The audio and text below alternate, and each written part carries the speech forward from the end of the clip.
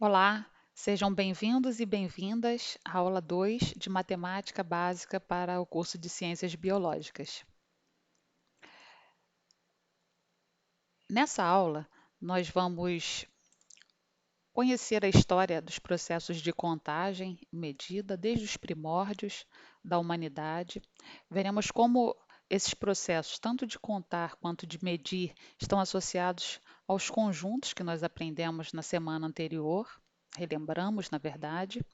Vamos também identificar a unidade de medida que é mais apropriada para algumas grandezas ou situações e, por fim, fazer algumas conversões que são necessárias na resolução de problemas.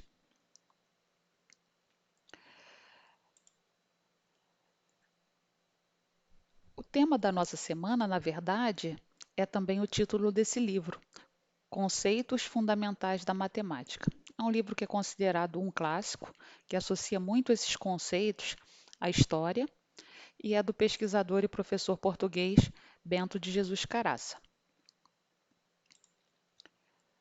Logo no primeiro capítulo, ele analisa o problema da contagem e já associa ao conjunto dos números naturais.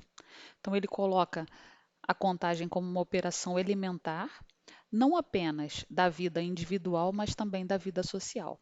E aí ele menciona alguns exemplos, né, da história da humanidade, por exemplo, o pastor contava para saber se o rebanho estava completo, se faltava algum animal. O operário também conta para saber se recebeu o salário que é devido. A dona de casa, ao regular as despesas do lar, também utiliza a contagem. Uma pessoa, um cientista no laboratório, alguém fazendo um experimento, vai medir o tempo, vai medir substâncias, assim por diante. Então, a todo instante, nas mais variadas circunstâncias, nós realizamos processos de contagem. E o autor diz que se os humanos vivessem de forma isolada, ainda assim realizariam contagem, mas de forma reduzida. Mas com a vida social crescendo, aumentando de intensidade, então mais processos de contagem são realizados nas mais diversas situações comerciais, econômicas, de troca e assim por diante. E ele frisa bastante o seguinte: ninguém teve uma ideia de criar os números naturais e depois se passou a contar. Não, na verdade é o contrário, né? Primeiro surgiu a necessidade de contar e a partir de então os números naturais surgiram para atender a essa necessidade. E quanto mais as trocas comerciais acontecem entre as pessoas, então mais se intensificou o conhecimento a respeito desses números. Mas então, o que vem a ser contagem, né? E como está associada aos números naturais? Nós vemos aí nessa figura alguns objetos, né? Nós temos umas bolinhas aqui, e vejam que para contar os elementos de A, seria uma associação. O primeiro elemento, número 1, o segundo, 2, o terceiro, 3, e assim por diante. Então, na verdade, contagem é fazer corresponder sucessivamente a cada objeto de uma coleção o número da sucessão natural, que aqui vai apenas até o 5, né, de forma ilustrativa, mas poderia prosseguir indefinidamente, na verdade, até o infinito. E essa correspondência, né, pode ser unívoca ou pode ser biunívoca. Como nós vemos aqui, temos o A e temos também o B. Os dois com a mesma quantidade de elementos. Então, o processo de contagem está na origem do conceito de número e envolve efetuar essa correspondência entre duas coleções ou grupos de coisas, como vimos na figura anterior, entre A e B e depois entre os números naturais.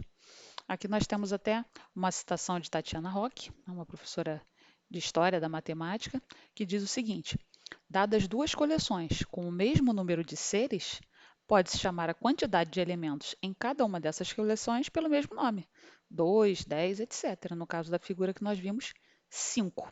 Então, a quantidade de elementos levou cada ser, cada elemento do conjunto num número natural, né, o elemento da coleção.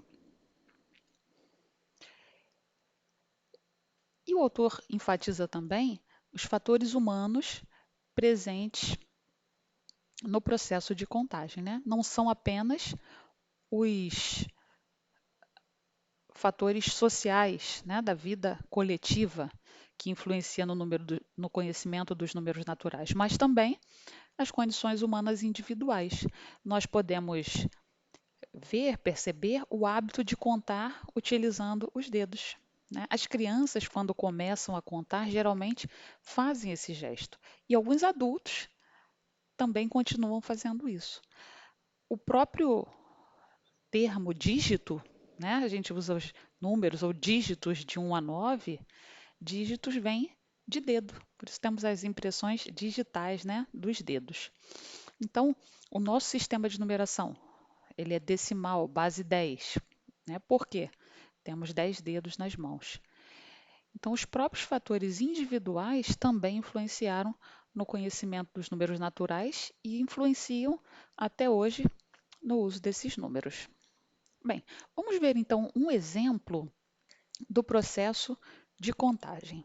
Né? Imagina que nós temos essa figura e nós queremos contar quantos cubinhos existem nessa figura maior. Bem, cada pessoa poderia analisar essa questão de uma forma, né? Porque ela mexe não apenas com a correspondência de um cubo com um número natural, mas também a visualização. Alguns acham mais fácil ver de frente, outros preferem ver a figura de cima, ainda outros por camadas. Então vamos tentar contar esses elementos. Isso, inclusive, cai em provas de Olimpíadas de matemática, né? Testando não só a habilidade de contagem, mas também de visualização e de formação mental de imagens. Então vamos ver aqui. De frente, nós temos 4 cubinhos unitários. Na lateral, nós vemos a mesma coisa. Então, nós poderíamos contar 4, mais 4, 8, mais 4, 12, mais 4, 16. Alguém que já elaborou melhor esse processo de contagem, já aprendeu outras operações aritméticas, faria simplesmente 4 vezes 4 e chegaria à conclusão de que aqui na base há 16 cubinhos. De forma análoga, nessa segunda camada, estamos contando de baixo para cima, também mais 16. Mas vejam a terceira. A terceira, ela não aparece completa. Algumas pessoas contariam essa de cima, aí veriam que tem aqui 7 cubinhos.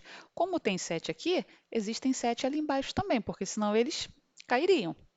Então, tem 7 aqui, aí conta com esses aqui 5, mais esses dois, 12, o que totaliza 14 cubinhos.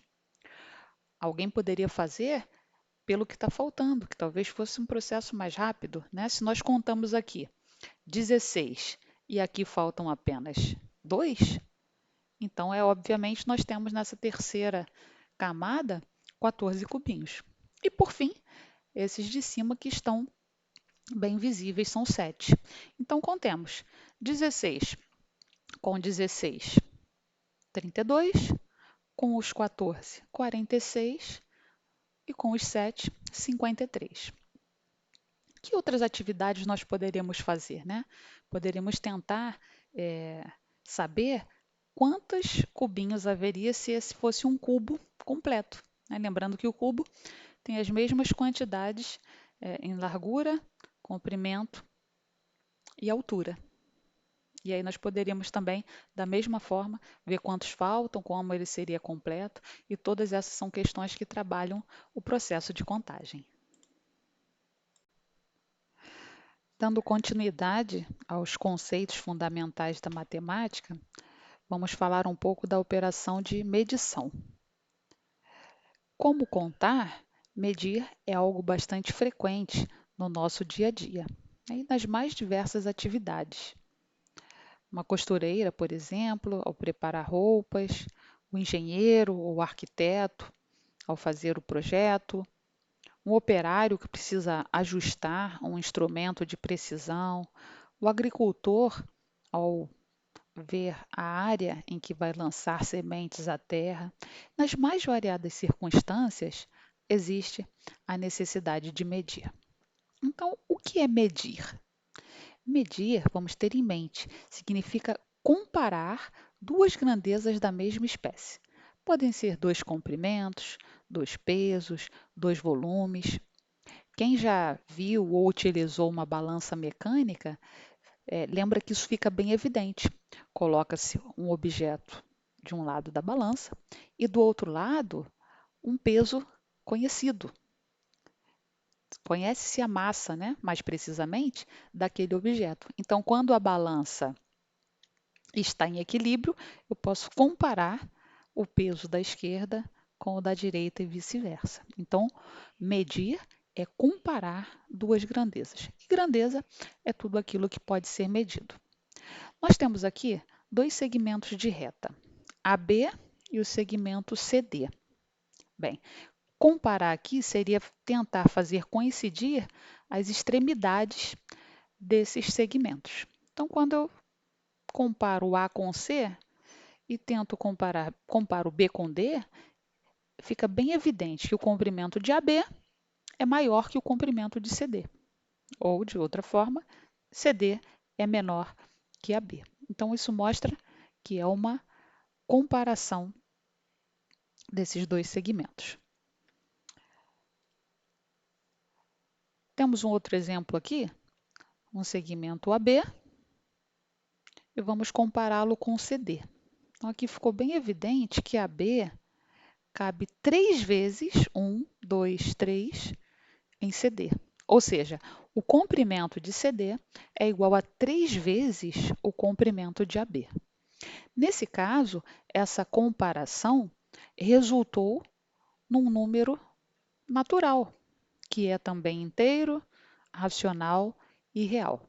Mas então, de que forma o campo racional surgiu da necessidade de medir? Até aqui nós utilizamos simplesmente um número natural. Antes de continuarmos falando sobre isso, vamos lembrar das unidades de medida. É muito interessante sempre buscar uma unidade de medida que nos seja favorável.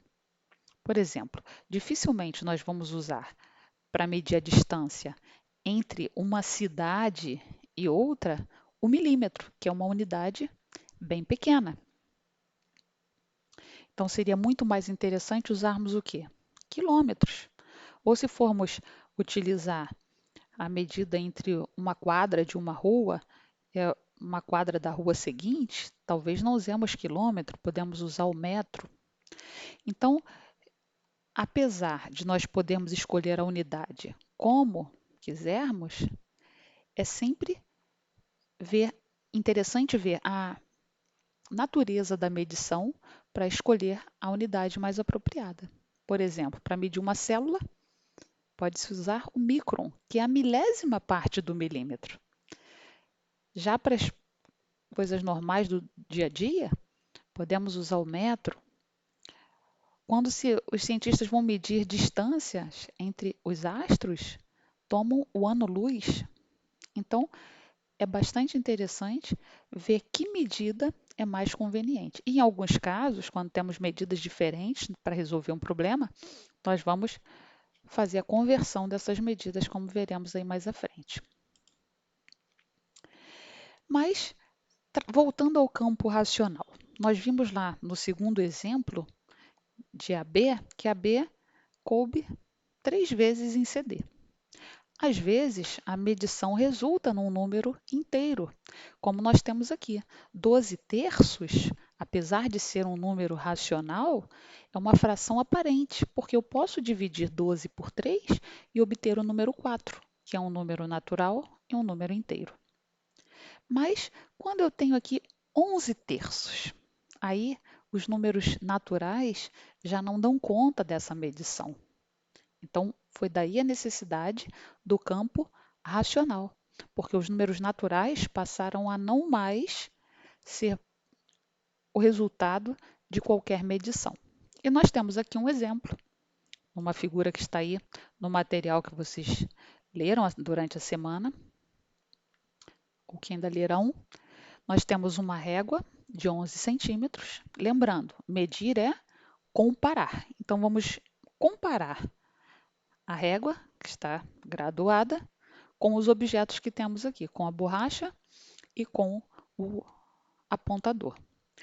No caso da borracha, como é que nós medimos isso? Nós estamos começando do zero, né? Então, nós podemos contar unidade a unidade.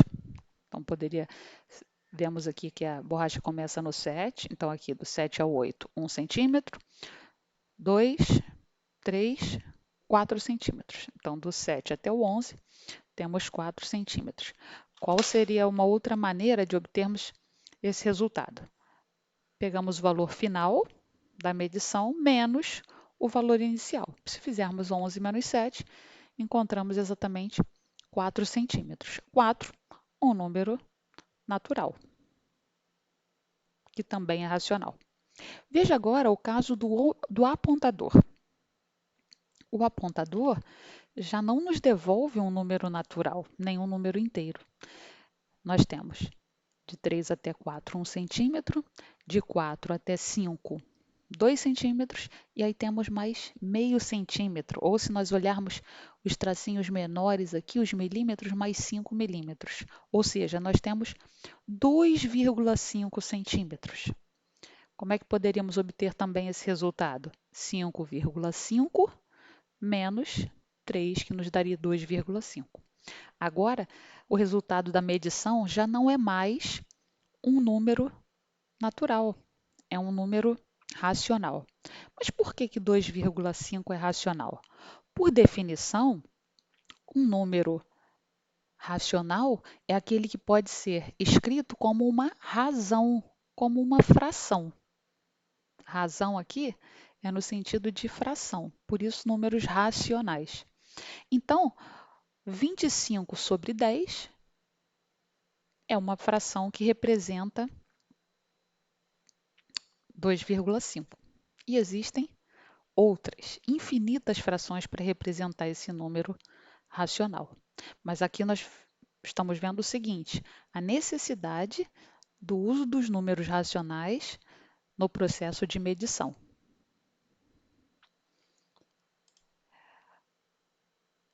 E, mais uma vez, para ressaltar que medir é comparar grandezas de mesmo tipo, nós temos uma atividade aqui que pode ser utilizada para contagem de áreas. Então, nós temos, quando tomamos como unidade o quadradinho, nós vamos ver aqui quantas vezes esse quadradinho cabe na figura maior. Então, vamos comparar o quadradinho com essa figura maior. Mas nós podemos também tomar, não o quadradinho, mas tomar um quadrado aqui que tem 4 quadradinhos. Da mesma forma, vamos comparar essa figura com a figura maior. Então, aqui 1, 2, 3 e assim por diante. Com o retângulo, a mesma coisa. Vamos ver quantas vezes ele cabe aqui dentro, né? Lembrando que não apenas nesse sentido, eu poderia virar ele também e contar aqui, né? Em vez de fazer 3 por 2, fazer 2 por 3. Aqui ele já não vai caber uma quantidade inteira de vezes nessa figura. E aí, a necessidade do campo racional. Então, ficou aqui evidente que nos conceitos fundamentais da matemática, o campo racional surgiu com a necessidade de medir. Vamos ver então um problema que é apresentado aí no texto da semana, que vai nos mostrar a necessidade de conversão de unidade de medida. O problema é o seguinte: um menino de 11 anos é um estudante da zona rural, então o acesso à escola é mais difícil. Ele caminha um trecho até um rio, pega um barco para ir para a escola. E aí um dia a professora pediu que ele contasse quantos passos ele dava de casa até o rio. E ele contou. Disse a professora que são 2.600 passos. Ela pediu então para ele medir o passo, a fim de saber quantos metros ele caminhou. O passo do menino tem 50 centímetros. Então, qual a resposta que ele vai dar à professora? É preciso observar aqui que o passo foi medido em centímetros e a professora perguntou quantos metros. Bem, ou a gente transforma o passo, passa de centímetro para metro, ou faz o contrário, calcula em centímetros e no final converte para metros. Mas a conversão vai ser necessária. Bem, nós sabemos que 1 metro tem 100 centímetros.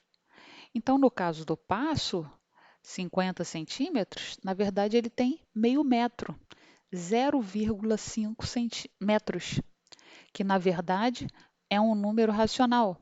Mas eu posso também usar a fração 1/2, 1/2, também é um número racional utilizado aqui no processo de medida. E vejam que quando o menino contou os passos, aí nós temos um número natural relacionado ao processo de contagem. Bem, basta multiplicarmos 2.600 por 50 centímetros, teremos a resposta em centímetros e aí vamos converter para metro. Como? Dividindo por 100.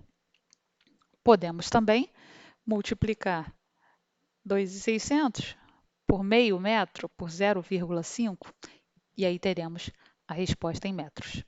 Então, depois vocês podem fazer essa atividade e também a conversão aí das unidades. Vamos ver agora a medição de ângulos. Temos um círculo que foi dividido em 12 partes iguais, assim como um relógio de ponteiros de 12 horas. E a atividade pede o menor dos ângulos. Bem, por que nós vamos ver aqui o menor dos ângulos? Porque, na verdade, quando se forma um ângulo, né, aqui entre, por exemplo, AOC, O, nós vamos tomar como sendo aqui o centro desse círculo, e aí nós temos um ângulo que começa em A, passa por O e vai até C. Podemos até marcar aqui, ó, o ângulo AOC. Está aqui, formado entre C e A. Esse ângulo é o menor. Bem, se o círculo está dividido em 12 partes iguais, nós sabemos que uma volta completa tem 360 graus. Então, cada parte dessa, né, 360 dividido por 12, nos dá 30. Logo, o ângulo AOC mede 60 graus, porque nós temos 30 aqui, de A a B, mais 30 de A até C.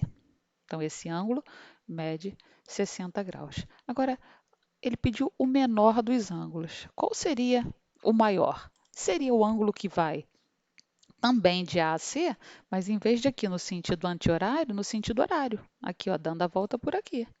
Todo esse ângulo aqui, ó, também é AOC.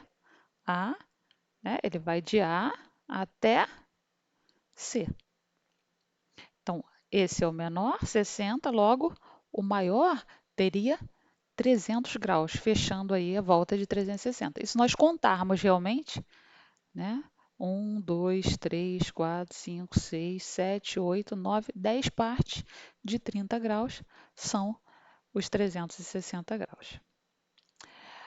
Agora, o ângulo AOE.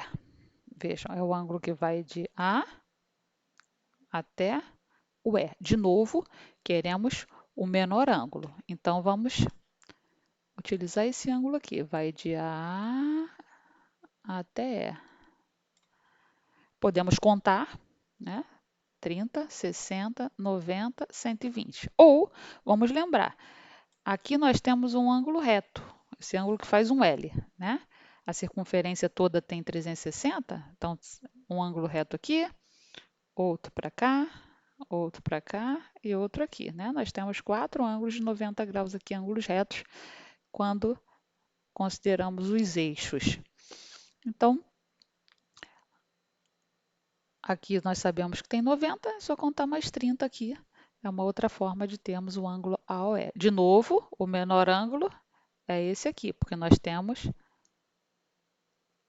o resto da volta aqui, que obviamente é maior. Vamos ver mais um? Aqui o ângulo BOH.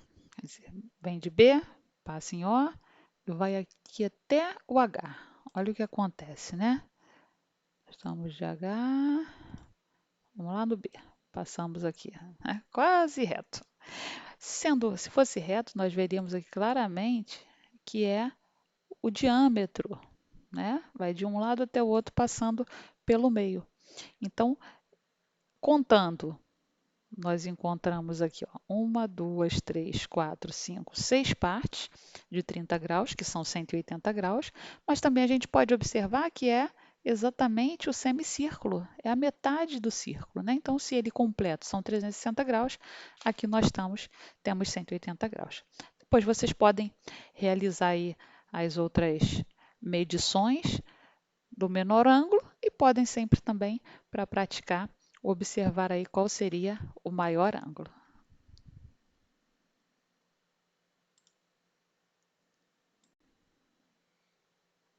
Bem, comentamos algumas atividades que estão no material, falando sobre medida, e agora nós vamos falar das atividades da semana que vocês vão comentar no fórum. São duas possibilidades: essa receita ou a atividade 14 que veremos daqui a pouco. Bem, mas qual é a ideia? Na receita, nós temos aqui diferentes unidades de medida, né? Tomam-se medidas como xícara, colher, e isso é bastante usual, né? Em vez de usarmos gramas ou quilos, usamos alguns objetos, alguns utensílios de cozinha para medir.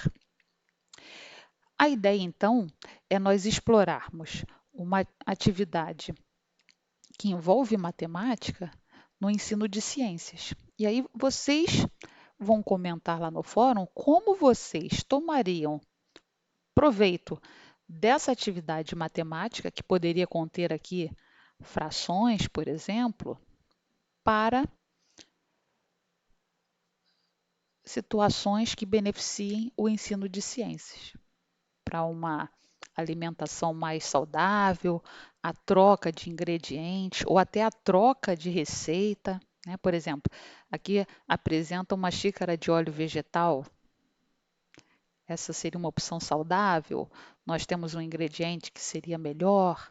Então, vocês vão adaptar de forma que isso se volte ao ensino de ciências, que a gente ultrapasse a questão da matemática, tá? E aí vocês podem trabalhar também, sabendo que uma xícara de farinha corresponde a 150 gramas, por exemplo, né? Se eu for dobrar essa receita, quanto eu vou usar, mas não vamos esquecer, não queremos apenas o aspecto matemático, vamos usar também na criação de hábitos, né, de falar de alimentação saudável, de saúde, aí cada um vai fazer a sua contribuição lá no fórum. Outra possibilidade é essa atividade aqui, a atividade 14. Diz o seguinte: nos muitos sacolões espalhados pela cidade, compramos diversas frutas e vários tipos de legume pelo mesmo preço do quilograma. Dona Vita encheu sua sacola de frutas e legumes, que pesou um total de 7.200 gramas. Escreva a medida dessa massa em quilogramas. Nós sabemos que 1 quilo equivale a 1.000 gramas. Bem, então aqui a atividade, por enquanto, é matemática, né? Vamos dividir 7.200 por 1.000 e teremos 7,2 quilogramas, ou 7,200, é a mesma coisa. Então vejam que é um número, quando passamos para quilo, um número racional, não é um número inteiro, não são 7 quilos inteiros, são 7 quilos, vírgula 2 ou vírgula 200 gramas a mais que 7 quilos. Mas como nós podemos transformar essa atividade numa atividade que engloba o ensino de ciências, que vai além da matemática? Aqui diz que as frutas e legumes nesses sacolões estão o mesmo preço. Às vezes, as escolhas de compra de produtos se dão em virtude do preço, né? Hoje, uma determinada fruta está mais barata, então vou adquiri-la. Esse legume está em promoção, vou adquirir. Mas quando tudo é o mesmo preço, aí como é que nós podemos fazer a escolha? Será que podemos explorar esse ou aquele seria mais benéfico à saúde? O que que esse determinado legume ou essa fruta me dá em termos de nutrição?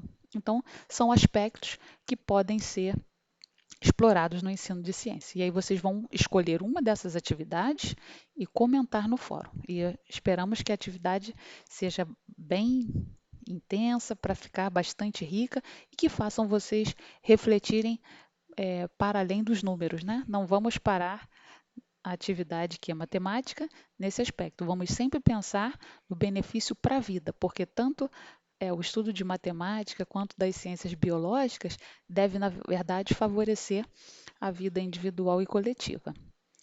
E eu convido vocês a aproveitarem que está aqui, olha, e que façam também uma outra atividade que também envolve conversão, dessa vez de tonelada. Aqui a Rosana tem uma fábrica de algodão. Ela recebeu um pedido para exportar 1 tonelada de algodão. Sabemos que 1 tonelada são 1.000 quilos. Em 3 dias, a fábrica dela produz 20 quilos de algodão. Então, quantos dias ela vai precisar produzir para entregar esse pedido de 1 tonelada? Então, fica aí essa atividade para vocês concluírem os estudos da semana.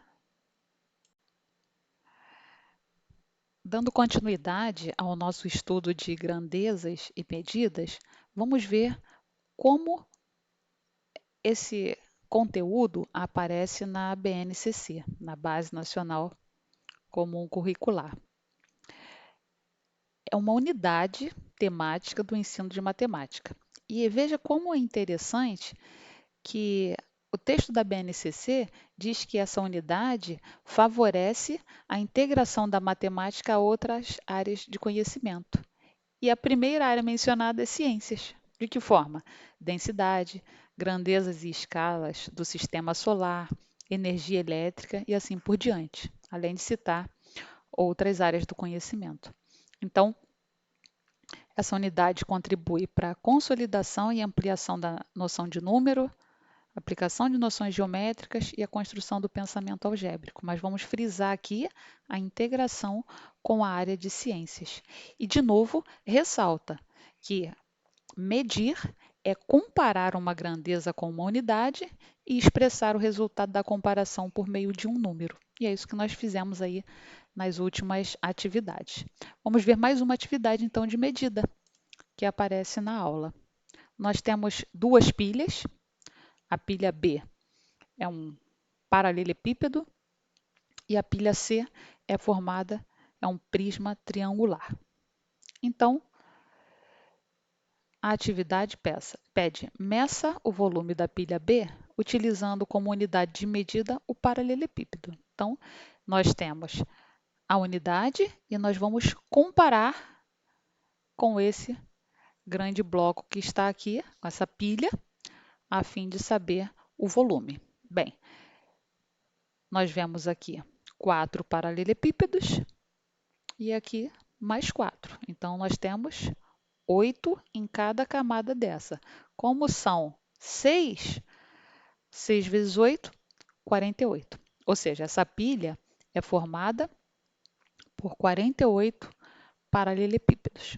Agora, vamos medir o volume da pilha C, essa aqui é o meio, utilizando como unidade de medida o prisma triangular. Da mesma forma, se olharmos de cima, nós já vemos que temos 6 prismas em cada camada. E aqui que eles estão empilhados, né, nós temos 7 camadas, ou seja, 7 vezes 6, 42. Então, na pilha B temos 48 paralelepípedos, na pilha C nós temos 42. E aí, a última pergunta. Sabendo que o prisma triangular tem o dobro de volume do paralelepípedo, qual dos sólidos apresenta o maior volume? Esse aqui tem o dobro desse de volume. Então, se nós temos aqui 42, o dobro passa para 84. E aqui tem 48. Então, eu quero chamar aqui a atenção de vocês para a resposta que está lá no material. Vocês vão ver que a resposta a um desses itens está errada. E aí vocês podem consertar a resposta, né? E ver se a atividade ficou bem entendida. Bem, voltando à conversão de unidades de medida. Lá naquele problema do passo do menino, que nós vimos que tinha 50 centímetros, nós podemos usar essa tabela de múltiplos e submúltiplos do metro para realizar essas conversões. Bem, 50 centímetros. Então, da direita para a esquerda, eu vou anotar o número 50. Então, coloco o 0 aqui e o 5 aqui. Ou seja, 50 centímetros, se eu botar vírgula aqui ó, no decímetro, são 5 decímetros. Mas eu não quero converter em decímetro, eu quero converter em metro. Coloquei o 50, ainda não cheguei no metro, completo com 0 e coloco a vírgula sempre na unidade que eu quero chegar. Se eu quero chegar no metro, vírgula aqui. Se fosse no decímetro, eu colocaria vírgula aqui depois do 5. Então, eu teria 5 decímetros. Metro, então 0,5 ou 0,50. Por que que 1 metro são 100 centímetros? Né? Coloca aqui no centímetro, 0, 0, 100. Se eu estou passando para metro, vírgula aqui. Então, 100 centímetros, 1 metro. Se eu quisesse passar para decímetro, seriam 10 decímetros. 100 centímetros igual a 10 decímetros. E assim por diante. Se eu quero ir para a direita ou para a esquerda, basta colocar zeros e a vírgula onde eu quero chegar, na unidade que eu quero chegar. Por exemplo, 1 metro são quantos milímetros? Eu coloco 1 metro aqui. Quero chegar em milímetro, completo com zero. 0, 0, se eu colocar mais um zero aqui, eu vejo que 1 metro são 1000 milímetros. 52 metros, quero passar para quilômetro. Então, 52, começo aqui no metro, né? Sempre da direita para a esquerda, coloquei o 2, coloquei o 5 aqui no decâmetro. Não cheguei no quilômetro. O que eu faço? Completo com zeros. E a vírgula no quilômetro, que é onde eu quero chegar. Então, 52 metros são 0,052 quilômetros. Então, essa tabela pode facilitar a conversão. E existem outras unidades de medida, às vezes usadas temporariamente.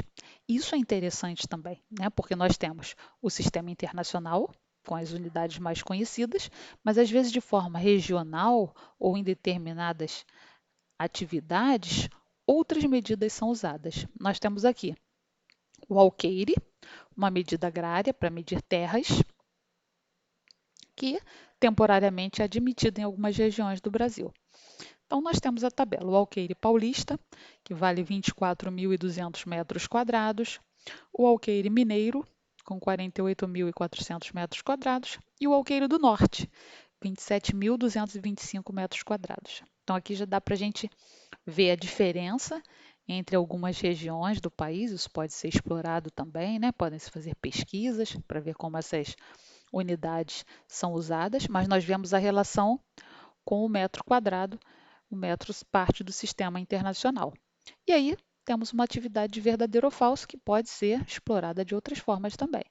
Mas aqui, o alqueire mineiro é o dobro do alqueire do norte. Bem, o mineiro é 48.400 e o do norte 27.225.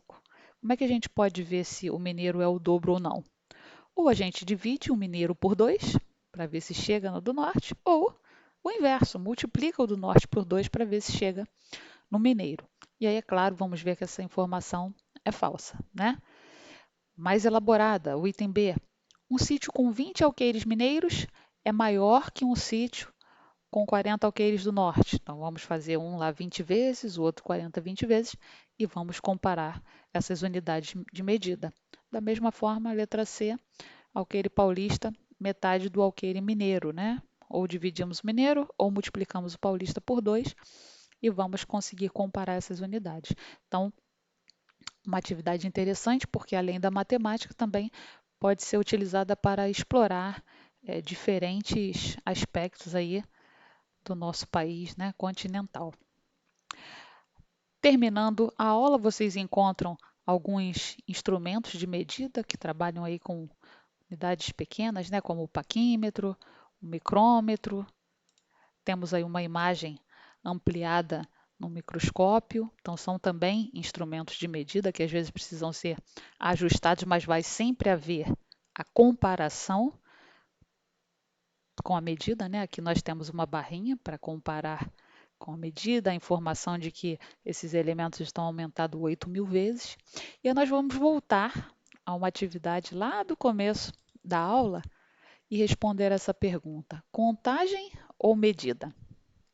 Nós tomamos essa figura inicialmente para contar quantos cubos há nela. Mas se nós tomarmos como uma unidade de medida, né, um cubinho desse, nós estamos comparando o cubinho com essa figura maior, né, ou vendo quantas vezes o cubinho cabe nessa figura.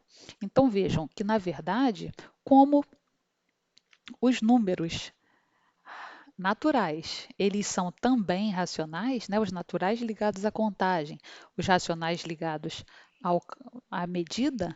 Então, nós vamos ver também que em determinados momentos, atividades de contagem e de medida estarão juntas e vão até se fundir, né?